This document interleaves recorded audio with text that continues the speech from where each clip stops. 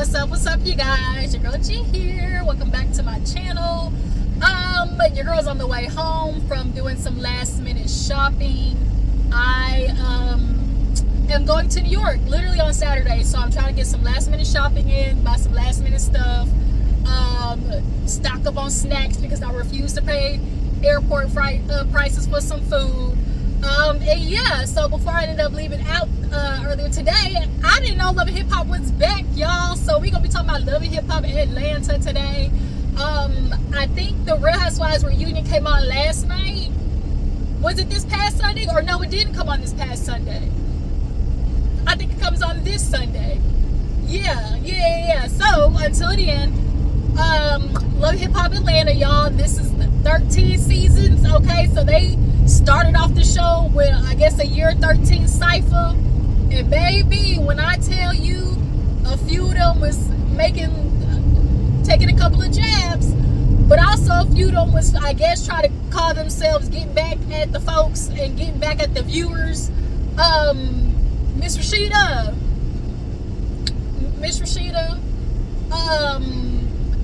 somewhere in her verse, she said something to the extent of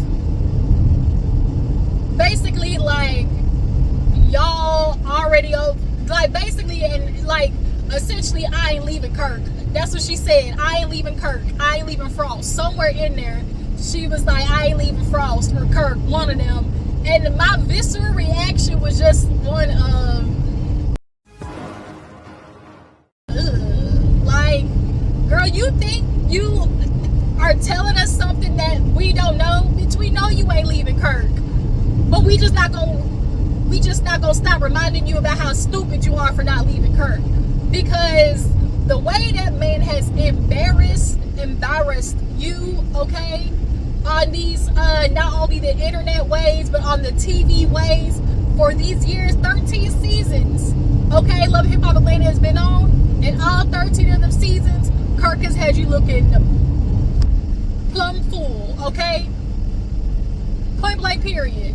So when she said that, I was just like, girl, like, Rashida is the definition of women, like, staying in a relationship thinking that it's like, oh, I'm gonna prove them wrong, we're gonna stay together. And it's like the only person who suffers in that is you, because you're the only one that's in a relationship with him and got to deal with the fact that you don't know where he been at when he tell you, oh, I'm out at work, he really over there messing with Shaquita up the street, and then you find out he gave Shaquita a baby. Not only did this man cheat on you, he cheated on you and got that bitch pregnant. Like, come on, girl. Like, let me turn this down, because I need to, it's hot as Hades outside. So yeah, I just thought that was hilarious. But we open up the show, everybody of course is coming back, and Jock, I guess, was getting like not a key to the city, but it was like what they call like 404 day or something like that. Basically, it was the day in Atlanta. And of course, you know, Meet Me in the Trail is going down. Okay, Jock is always gonna have a banger with that song. You can't hear it as a group, you know, as a collective of mutants, okay? If we are out and the vibe is right and that song come on, we bopping, okay? Point blank period. All right, so Jock definitely has him a classic with that one. Even the mayor was just like, you know, okay? Meet Me in the Trail is going down. Everywhere you be, guarantee is going down, okay? So then after that, there was like a block party where we see Sierra, and you know, she's still doing the usual, oh my god, you know, married life has been so great, being a wife and my husband, you know, and Ghetto Girl Eats, okay? Ghetto Girl Eats, I guess, is turned into a podcast. And so is it Rollo, I think his name is, just got out of jail, and he's, you know, back on the streets trying to do his thing or whatever. And then we have Ashley, Zane, and Jessica and Rennie Rucci. Rennie Rucci, another one. Rennie, of course, she knew she had to address the shit because it was all over the internet where her and Black Rob were literally going at each other, because I think it was Kevin Gates that released a song. It was an old song. And he immediately was trying to be like, oh, you cheating on me. Y'all know how niggas do. They be the one cheating, but then projecting on the woman. Or they cheat and then want to like try to take any chance to throw that on the woman, so they not the only one who quote unquote, you know, does bad stuff in a relationship. You know, real Martell, Mitch made stuff, okay? Like, it's like they never want to just acknowledge that, okay, if the relationship's picking up, like, homie, that's on you. Don't be trying to put, you know, miles of my coochie over here that ain't there, okay? The math over there ain't mathing with your little receipt of my coochie. It's not working, sir. So don't be trying to throw no body over here on me. Especially that she said it, she was like, you know, she ended up saying later on in the episode about how, like, she got pissed off because Rob, she had just found Rob cheating, and not only that, she had proof. She saw it. Like, how do you, that's one thing I just couldn't do. Like, see a nigga fucking some other girl and then not picture that anytime going forward. Every time I see that dude's face, I would be picturing him and that girl. Like, I don't know how Rennie does it, but she sat there and was like, oh yeah, you know, we were doing so much. Yeah, he was talking to me crazy, and yeah, we had let all our personal stuff fly, but we still together though. Oops. Girl, you just, okay, Rennie, I feel so bad for her because she over there with Ashley and Zane. Hell, you know Zane, he gonna say, shoot, I'm back in the house. Shoot, I'm back in the house. I ain't like Kirk and DC's, you know, I ain't sleeping with nobody else. Jessica looked at him like, y'all, my device is overheating because it's freaking damn near 100 degrees outside. So I will try to come back to y'all when it's not, my phone ain't hot, alright? She's fine too, but I want you. Okay, shout out to the old Lloyd for the millennials, okay? Alright, y'all, your girl G is back. As you can see, new clothes. It's the next day, and I'm on my way to Dallas for my flight tomorrow. I head to New York, so I am going to finish up this Love and Hiphop Atlanta review. We're gonna pick up where we left off. Basically talking about Zane and him, I guess, feeling good about himself that he's not as bad as Mendeecees and Kirk. He really is convincing himself. Anytime a dude says, I'm a nice guy, I'm a good guy, and those two, I'm a nice guy, I'm a good guy, he is indeed the opposite of being a nice guy / good guy. He feel like just because he ain't got no side chicks and no, you know, mistresses with babies just out the wazoo, or known, you know, out there, he feel like he doing something. Like, Zane, literally, let's give it 30 minutes, because in 2-3 episodes you gonna F it up because you can't help yourself with your little man syndrome, okay? But yeah, Jessica was looking at him like, anyway. So then Rennie, she was talking about basically like, oh, you know, if it's cheating, I can handle that, you know, because I'm not gonna, you know, break up my family, you know, for something like that. And it's like, Rennie, no. It's upsetting me in my home, girl. Cause stand up.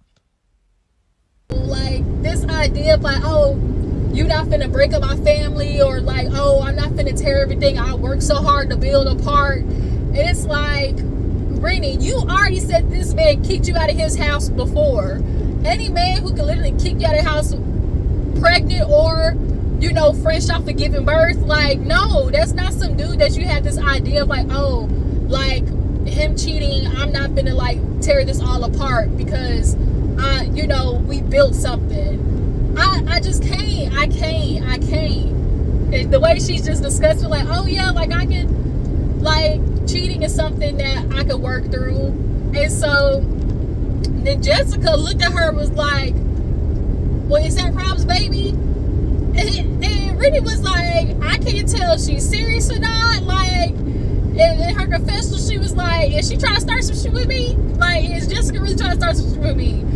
Jessica has an issue with reading the room. Like, because she's just so impulsive and vocal with the things that she has to say, it's like sometimes you don't realize, like, granted, what you may be saying is true, maybe just right now ain't the moment to say it, you know? Especially in regards to when it came with Karlie and that she was going through, yeah. after that,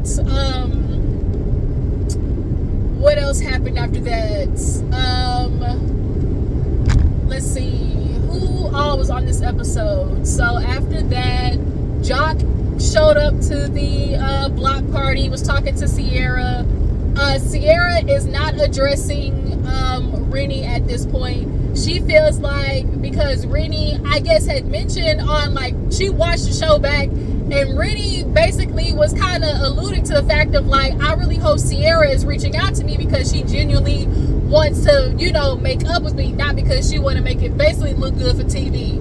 And Sierra, like, we not gonna act like you haven't got this accusation before. Like, you have been addressed before, and kind of low-key being a little bit self-centered, a little selfish, maybe not considerate of other people, what people got going on. Like, wasn't that an issue like 2 seasons back or something like that? So, you know, especially if you want to do the, when you told Rennie, I'm the godmother, like, how you the godmother, you ain't even checking in on the mama, you know, that don't make sense. So, but like, Sierra trying to make it an issue of, like, Rennie being fake to her, and she's not. All she literally was saying, like, I just hope this is genuine. That's not fake. And then Rashida with her whole fake, like, she definitely felt like her confessional was on thug time, thought she was real gangster by sitting there being like, yeah, because I ain't no fake bitch. Like, I'm always real. I don't got no problem speaking my mind. You know, last year, these girls really tried to say I was fake, and they do the flashback with Erica, when Erica basically called Rashida out for knowing about what was happening with Andy and Mendeecees. And Rashida, you literally backpedaling coochie pops. Like, you tried to play this wordsmith game, because Erica's like, ain't that what you said? And Rashida goes, I don't know, did I say it? Like, bitch, yes, you know you did. So this whole idea that you just realized, bitch, and I ain't faking, I always speak my mind, like, you're lying. Like, you're lying. Yeah, Sierra really not cool. We see Scrappy, y'all. Scrappy done got his new boo. I remember they kind of went IG official some months back, and so now we're actually seeing him on TV. And I guess Scrappy is recording a music video, and she's in the video or whatever. It was giving real, where them fans at? Boom, boom, boom, boom. Okay.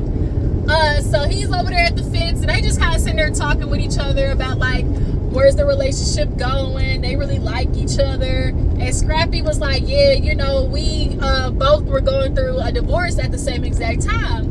And, you know, I had told Shawty about what was going on, you know, after finding out the situation with my last BM. You know, she kind of said, like, yeah, you know, let's just ease into it.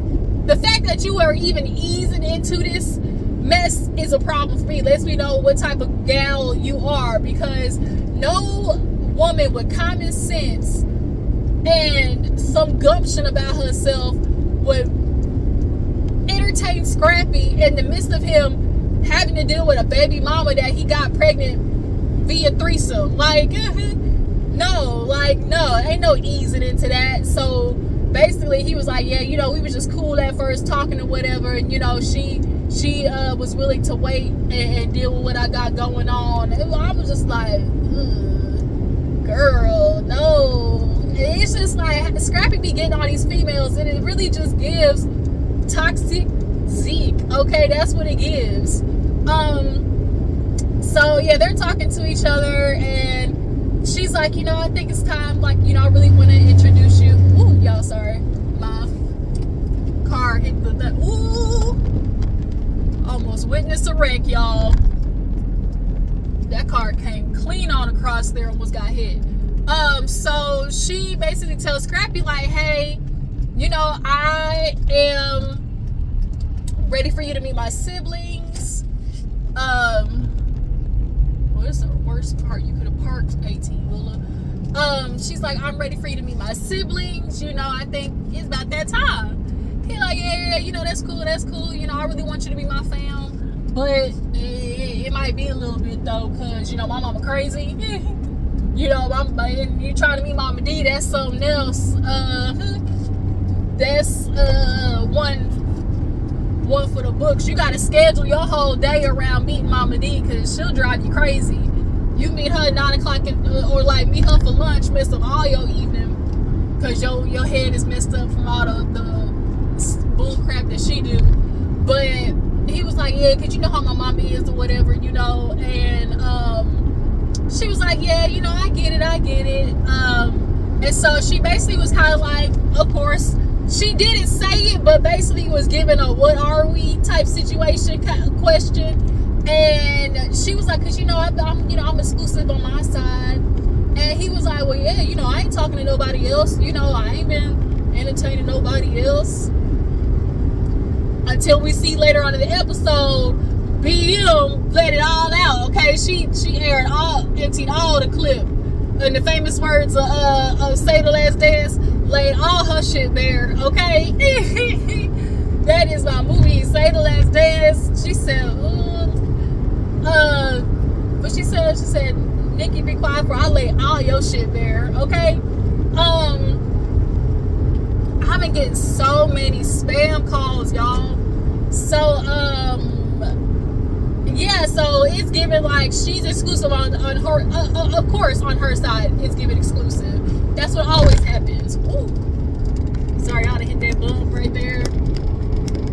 Let me get y'all straightened up. Okay. Alright, yeah, that's better. So after Scrappy and Homegirl meet, what else happened? Rashida. So Rashida goes to meet Spice because Spice, y'all know, is kind of into it with Bambi right now because Bambi is feeling like Spice set up the whole beefage last season with the album and everything like that. Now, for those who watched last season, we know that Amy Lucci, speaking of Amy Luciani, y'all see her and Dwight got divorced. Did they really even get married though? Like they got married and we were just kind of like, we didn't even bat an eye because like we did take the shit serious. They announced their marriage and we were just kind of like, okay. So the fact that they're getting divorced, like Amy, I don't know if you feel like you finna walk away with something. Hell, the only thing you gonna walk away was an imbalanced pH. That's what it sounded like to me. But Rashida goes to see Spice. She's doing a photo shoot, and Spice is basically talking about like she's upset at Bambi because she's like, she keeps trying to blame me and say, you know, that I'm responsible for the beef and she got this issue with me. And they do the flashback of last season when Spice called Bambi, first of all, you are mediocre. You are mediocre. Mediocre. You are mediocre, okay, Bambi, with your 11 listeners. And so Bambi ended up doing like a little bit of a diss song. And she took some shots. And Rashida caught a stray. She talked about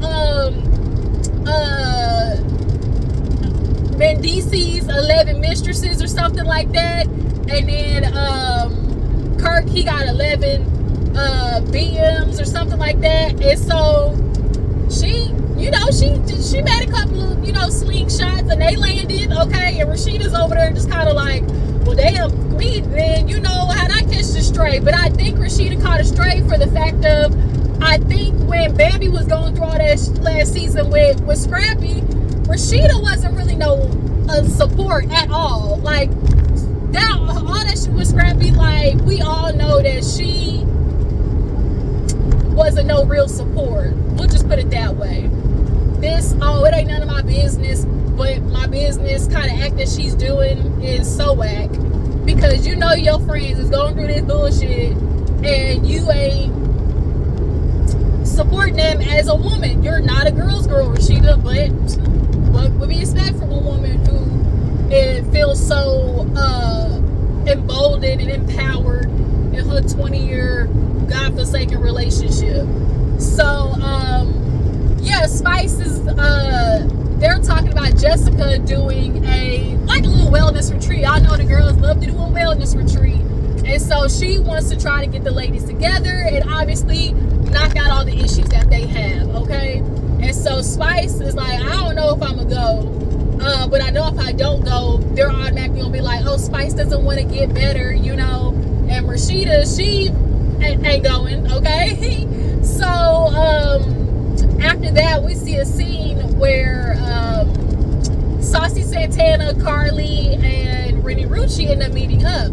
You know, everybody's heard about Karlie and her divorce and what happened with her ex, and they was going down through there like it was what's love got to do with it, okay? They was swinging at each other clearly, and he ended up getting stuck with paying her like spousal. I think she was getting paid like 14 grand a month or something like that after that whole situation, and the judge ordered that they be in separate locations, that they don't, you know, interact with each other.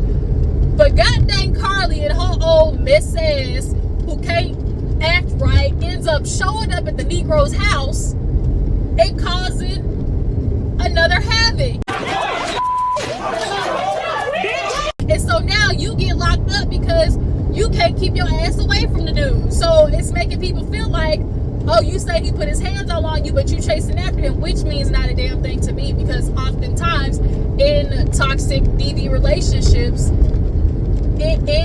there is a part of the woman chasing after, you know, the man, trying to get the reaction out of him that she's looking for, the approval, the validation, the whatever, you know. So in those situations as well, reactive abuse is very much a thing as well. You become the person that you're in a relationship with because you are in their vicinity. You pick up on other people's energy, you know.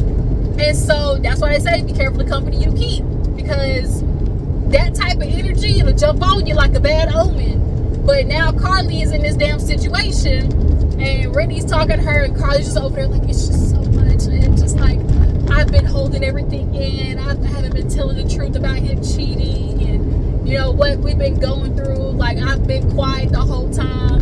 And so, you know, Rennie and Saucy have both been in DV relationships, domestic relationships. And so, you know, they are there for her in that aspect, which I very much appreciate. Rennie tells Karlie that Jessica is hosting, you know, the wellness retreat. And Karlie, like, roll her eyes because she like, man, Jessica don't need to do wellness nothing, because she don't know how to read the room, and she just be speaking. She don't really be like, I don't know why Karlie try to be mad at Jessica, because girl, Jessica has really been there for you, for real.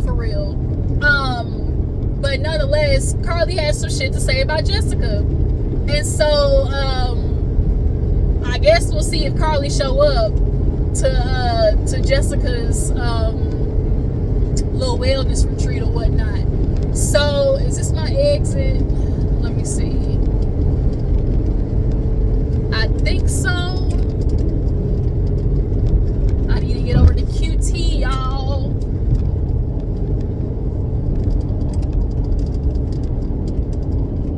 Actually, no, that's not it. Ah, shit, that was it. God dang it. I think there's another exit, though.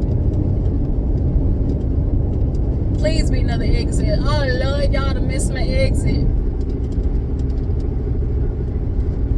Talking to you hoes to miss my exit. Talking to you bitches. Okay. Oh, wait. Oh, no, I didn't. Oh, look at God. Okay, there was another exit I could take. Woo. Because in Texas, you miss an exit, but you got to go all the way down to come back. I wasn't trying to do that for the life of God. Okay. But yeah, nonetheless, Jessica was over there with Karlie trying to help her ass. And, Rennie was over there with Karlie, over there in her, you know, woe is me life. Because y'all know it's something always going on with Karlie. But it's like, Karlie, you too old for this shit anyway. When that man literally told you he was in the middle of having a baby, that man told you he had a girl pregnant, and you still got with his ass. Like, you too old for this shit, Karlie. But moving on. So Bambi meets up with Jessica. She does some wedding dress shopping. Okay. And she's meeting up with, actually, let me go down because that gas is a little cheaper. She meets up because Ray and her, y'all know, are engaged. And so she wants to, look finally at wedding dresses, because for her, she never got to do that. She said her and Scrappy just did a real good hood wedding. Went to the courthouse, and it was what it was, So, she wants to do it, but that dress she came out in, terrible. I know I've seen the girls trying to do a nice little nasty 2-piece wedding dress to do something different, but that wasn't it. That was not it, but I digress. But they, were just talking about Ray, and she's like, oh my God, he's different, but I didn't like the way he was acting at that vacation when he was drunk, and I just didn't like it, okay? But Bambi basically is talking about, like, her issue with everybody. She's like, Spice in that whole situation, she wants to sit there and act like she wasn't, hyping up the beef for the album. And Spice, we are going to be real and be honest in the fact that your whole thing was, oh my God, the biggest album of the year, the biggest song of the year was a diss song. And it's like, okay, that's cool and all, but starting the beef so there's a point to be this, like, you might not have just told Amy outright, like, make a diss song, because Amy said it. She's like, oh yeah, Spice told me that, what you said, because that was a lie that Amy told, and then went back and reneged when she got confronted. So that is another reason also too why Spice and Bambi shouldn't be beefing.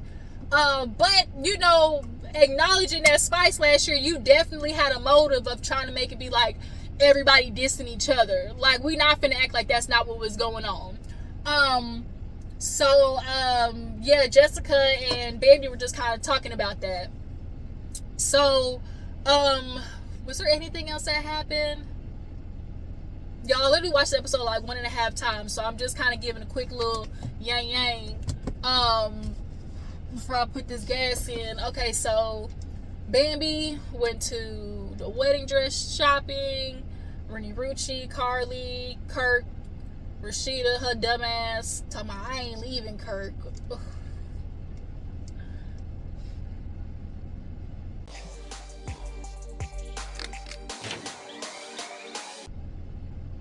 Bitch, and like, you really ain't hurt nobody but you, bitch. Nobody give a damn. We know you're not leaving him.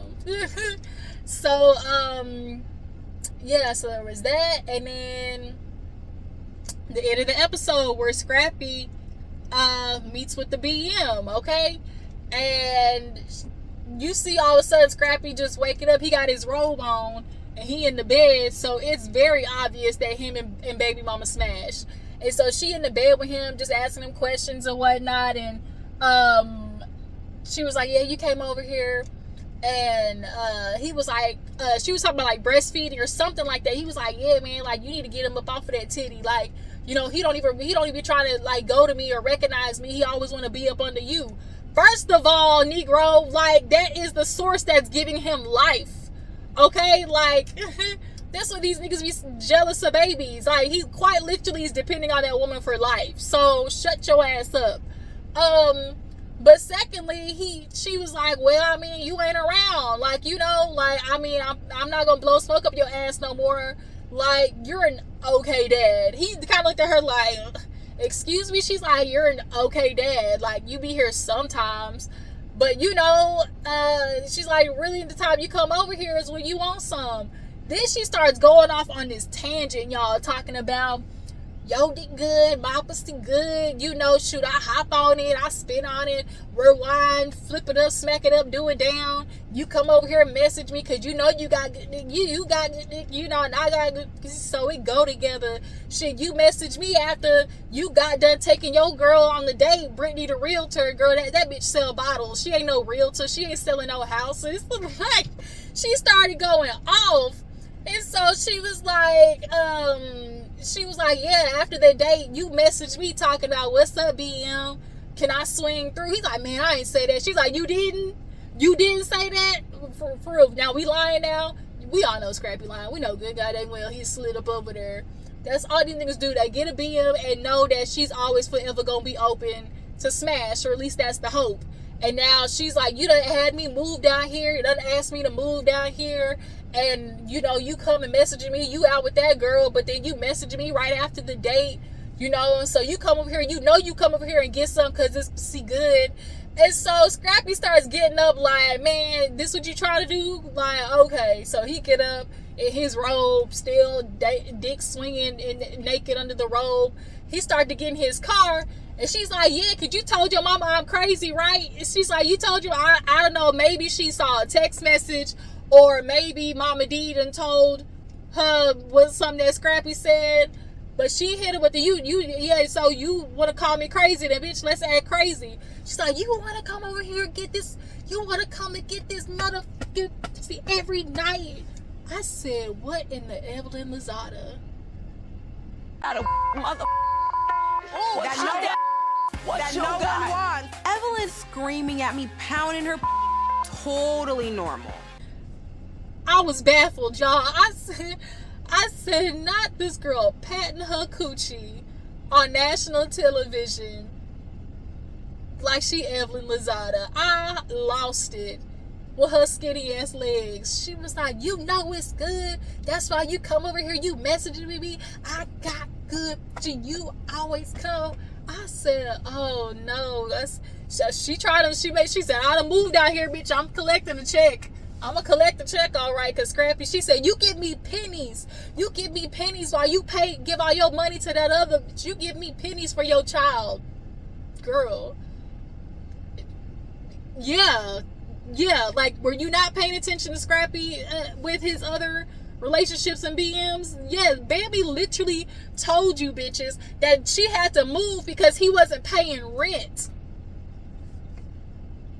He wasn't paying rent for the home that his kids live at. Come on, y'all.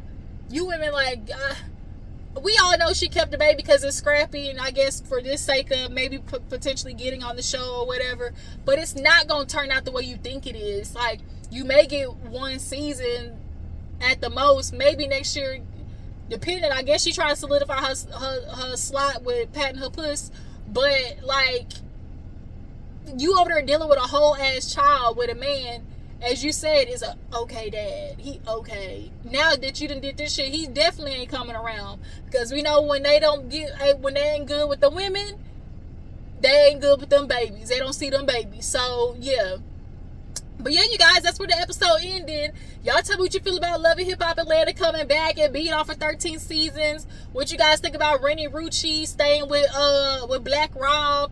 Do you guys feel like Spice isn't taking accountability for, you know, kind of instigating what was going on with the album? Although, yes, Amy played a huge part in it, Spice, you did too. What do you guys feel about Rashida I guess, doing a diss to everybody back, talking about she ain't leaving Kirk? What y'all think about that, her saying that shit? And yeah, I really appreciate y'all for tuning in. Follow me on Instagram and Twitter. I'll catch you hoes later. Deuces.